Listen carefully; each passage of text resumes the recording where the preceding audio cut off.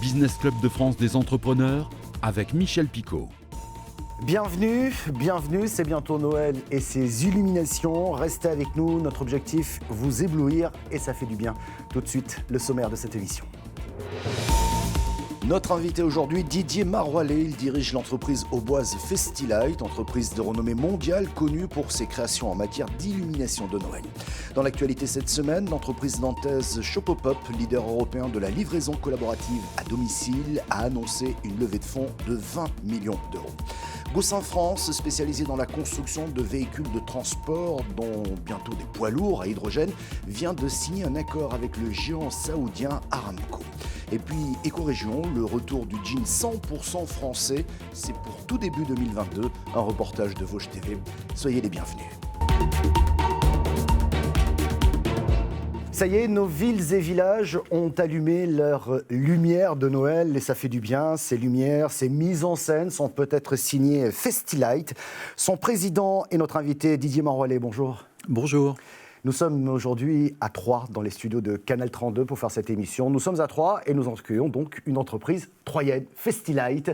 Festilight, vous ne travaillez pas uniquement à Troyes et dans l'Aube, mais bien au-delà, je dirais un peu partout dans le monde. Qu'est-ce que vous faites concrètement ? Écoutez, notre métier, c'est de créer des illuminations de Noël. C'est un de nos métiers, en tout cas, le principal. Et nous rayonnons effectivement en dehors du département, puisque nous travaillons beaucoup, bien sûr, sur la France, mais également sur d'autres pays. Et de temps en temps, nos activités nous amènent à aller extrêmement loin, puisque nous sommes allés, par exemple, jusqu'à Séoul, en Corée du Sud. Ouais.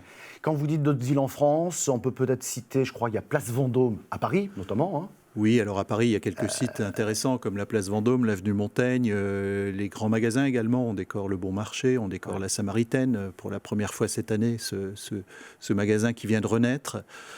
Et puis on décore également, par exemple sur le Grand Est, on va citer le sapin géant de Strasbourg, la place Stanislas à Nancy, et puis bien sûr la ville de Troyes avec les fameuses bulles enchanté. Effectivement.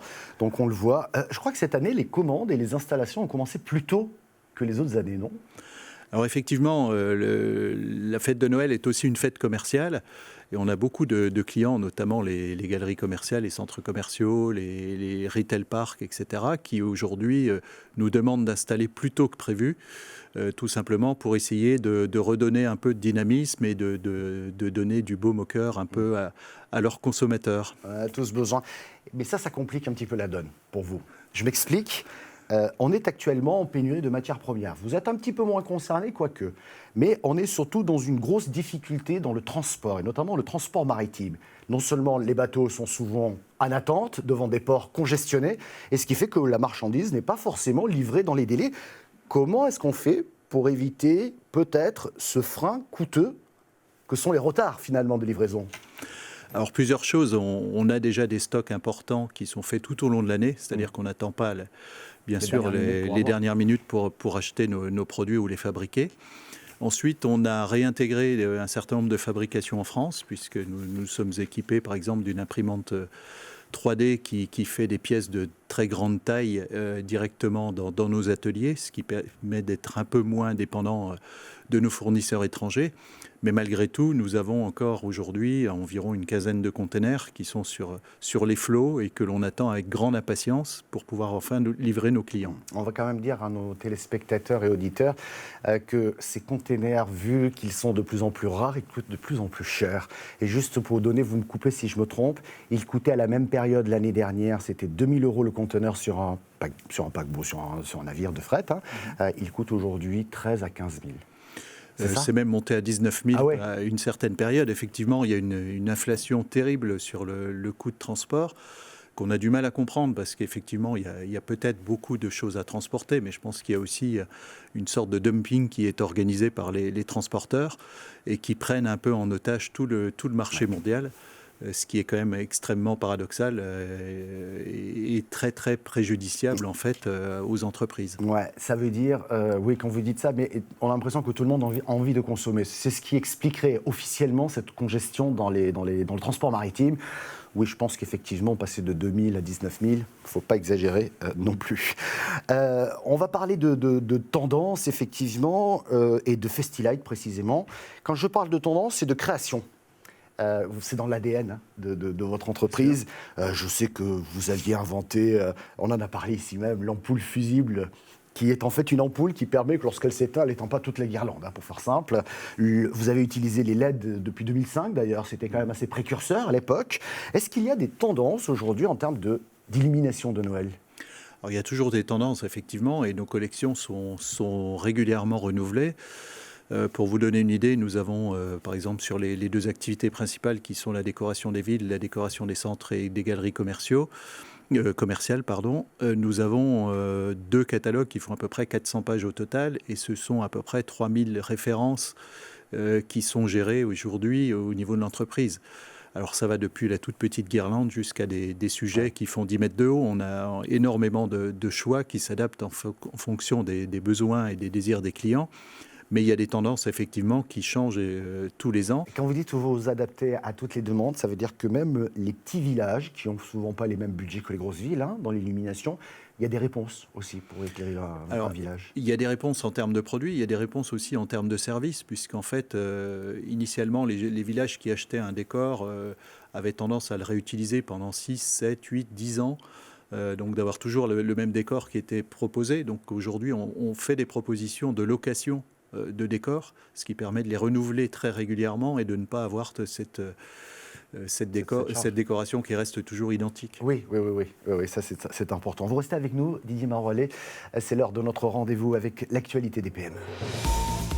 Dans l'actualité cette semaine, l'entreprise nantaise Shopopop, leader européen de la livraison collaborative à domicile, a annoncé une levée de fonds de 20 millions d'euros. À l'instar d'un Blablacar, Shopopop mise sur les trajets réguliers de ses shoppers. Ce sont des particuliers livreurs qui récupèrent les achats de leurs voisins avant de les leur déposer devant leur domicile. En échange de ce service, ils perçoivent une participation aux frais d'un montant de 5 à 8 euros. Depuis début 2021, la plateforme a organisé plus d'1 million de livraisons pour 1700 points de vente comme Auchan, Carrefour, Casino, Leclerc ou encore Intermarché. Implantée dans 7 pays européens, l'entreprise prévoit de développer un réseau de 50 000 magasins partenaires d'ici fin 2025.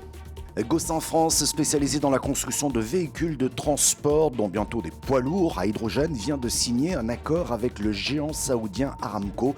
Gossin, c'est 250 salariés et 40 millions d'euros de chiffre d'affaires. Et Aramco, c'est 70 000 salariés et pratiquement 400 milliards de dollars de chiffre d'affaires pour ce groupe saoudien spécialisé donc dans l'importation et l'extraction de pétrole.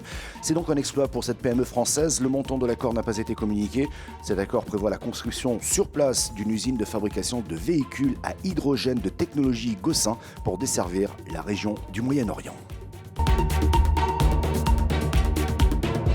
Et nous retrouvons, il y en a 3 ici, notre invité Didier Maroualet, qui est le président de Festilight, l'entreprise qui illumine notre Noël un peu partout en France. On l'évoquait tout à l'heure. J'imagine que vous êtes en plein rush, là, non ? D'installation, de mise au point, de réglage.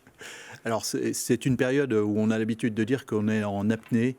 C'est-à-dire que voilà, c'est l'apnée. C'est-à-dire que pendant une période qui démarre au mois de septembre et qui se termine non pas à Noël, mais après les démontages, c'est-à-dire on va dire jusqu'au 15 janvier, on est vraiment dans un rush fantastique où il faut livrer toujours plus, toujours plus vite et installer. Ça veut dire qu'au niveau de vos équipes, il faut muscler un peu, il faut prendre d'autres fournisseurs parce que c'est pas simple d'installer des luminaires, il faut souvent des nacelles, il faut des professionnels, etc.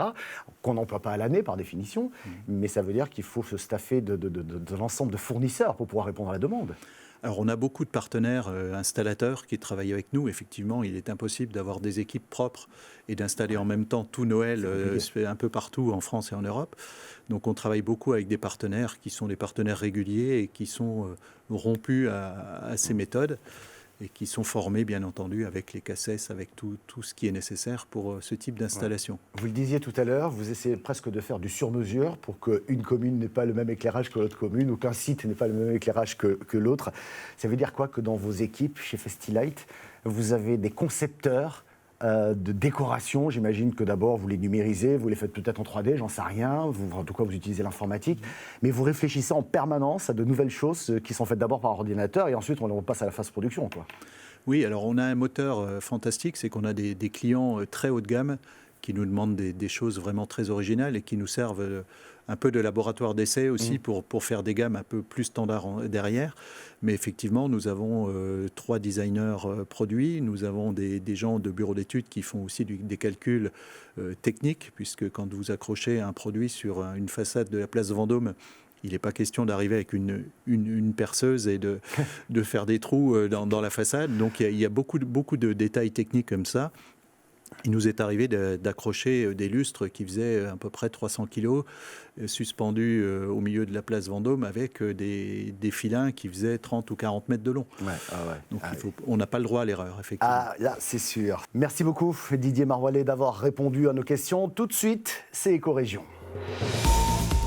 Dans Éco-Région cette semaine, voici les jeans 100% français. Une vingtaine de couturières sont en cours de formation chez Tissage de France à Rupt-sur-Moselle. Elles confectionneront à partir du début de l'année prochaine des jeans 100% français de la marque 1083, mais aussi d'autres jeans destinés à la grande distribution. Le marché potentiel est énorme. Un reportage de Vosges TV.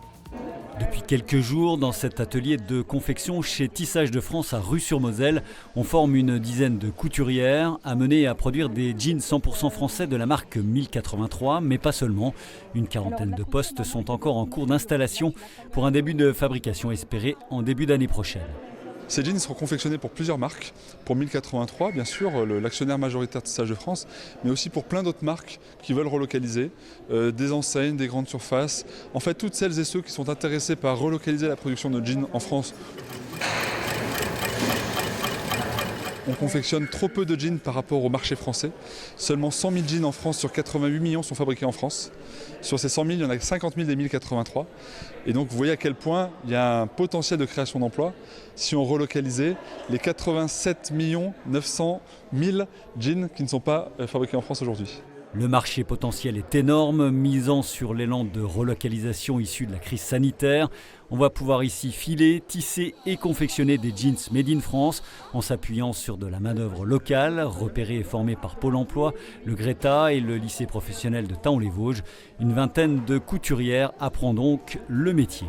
Merci à notre invité Didier Maroualet, merci de nous avoir suivis. Vous pouvez retrouver cette émission en replay vidéo sur le site internet de votre télévision locale ou sur celui de l'émission.